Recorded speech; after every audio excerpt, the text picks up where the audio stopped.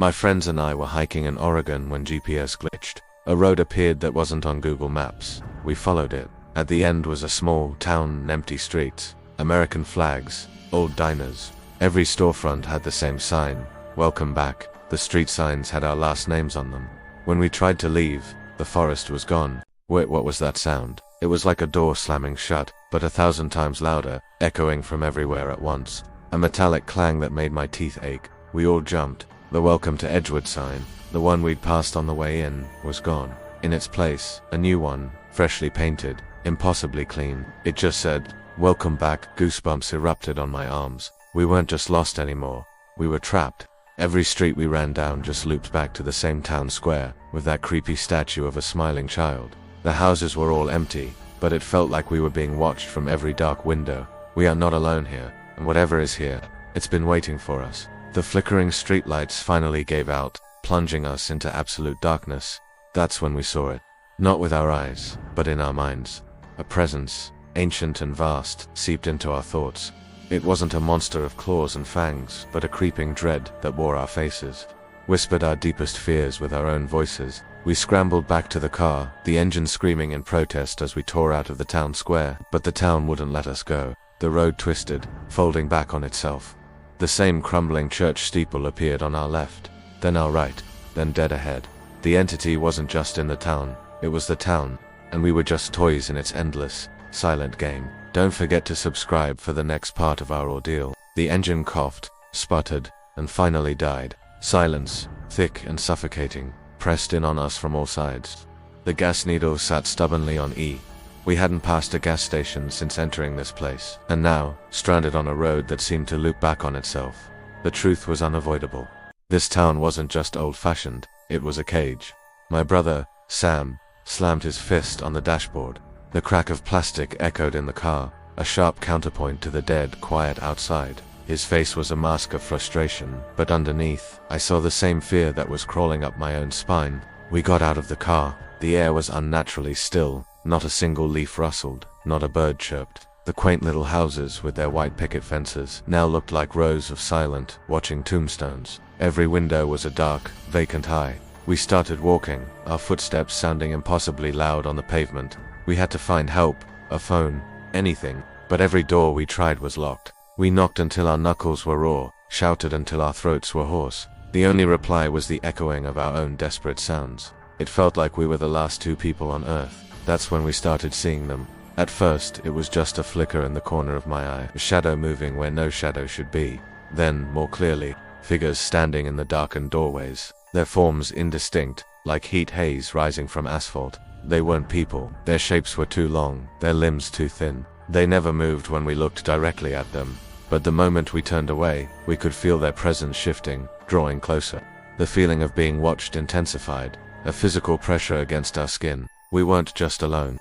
We were being observed by something ancient and malevolent. We tried to run. We picked a direction, straight down the main street, hoping to break through whatever invisible barrier was holding us. But the street just stretched. The houses repeated, the same faded blue one with the crooked porch swing appearing over and over. It was like running on a treadmill, a nightmarish looping landscape designed by a madman. Panic set in, a cold, sharp thing that made it hard to breathe.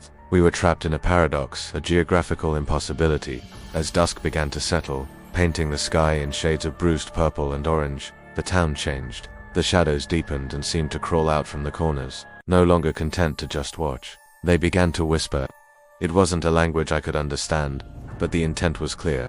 It was a sound of hunger, of patient, predatory waiting. The whispers slithered into our minds, planting seeds of doubt and despair. They spoke of our fears, our deepest insecurities. Sam clutched his head, his face pale. "They're in my head," he gasped. "They know about Mum." We found refuge in an old church at the center of the looping town. The heavy oak doors, surprisingly, were unlocked. Inside, the air was cold and musty, thick with the smell of dust and decay. But it was quiet. The whispers faded to a dull murmur at the door. Rows of dusty pews led to an altar, and behind it, a massive stained glass window depicted a scene that made my blood run cold. It wasn't a biblical story. It showed a town, our town, with tiny figures cowering as a great, shadowy entity with countless arms descended from the sky, wrapping itself around the buildings, pulling them into itself. It wasn't just controlling the town, It was the town. On the altar we found a diary bound in cracked leather. It was the journal of the last pastor, dated decades ago. His handwriting started neat and pious, but devolved into a frantic, terrified scrawl. He wrote about the entity. He called it the Collector.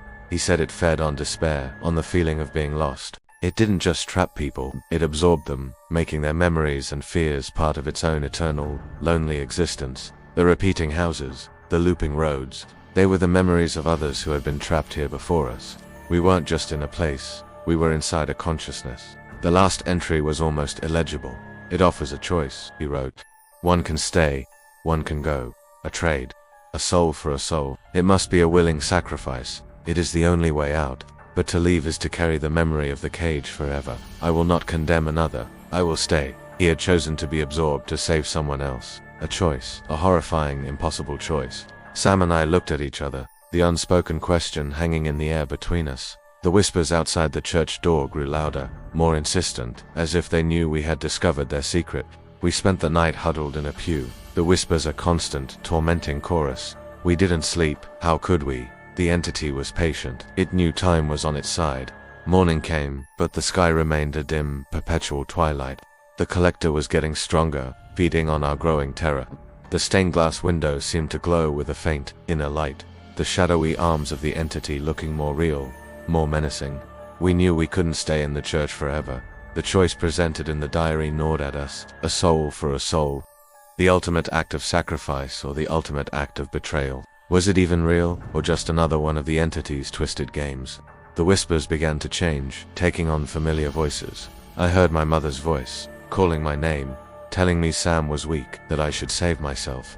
Sam flinched, and I knew he was hearing something similar, something designed to pit us against each other, to break the only bond we had left. The psychological assault was relentless.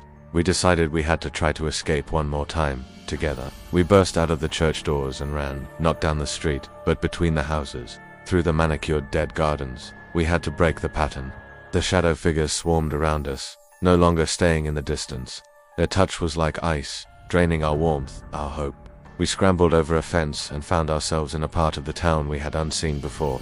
It was a playground, but the swings moved on their own, creaking rhythmically, and a child's laughter, thin and haunting, echoed from an empty sandbox.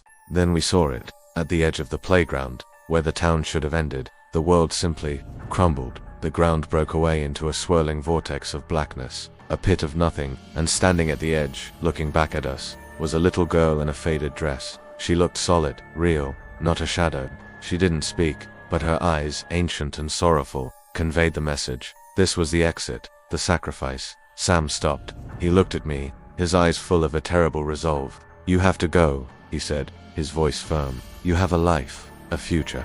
I'll make the trade. Before I could argue, before I could even process it, he started walking towards the little girl, towards the abyss.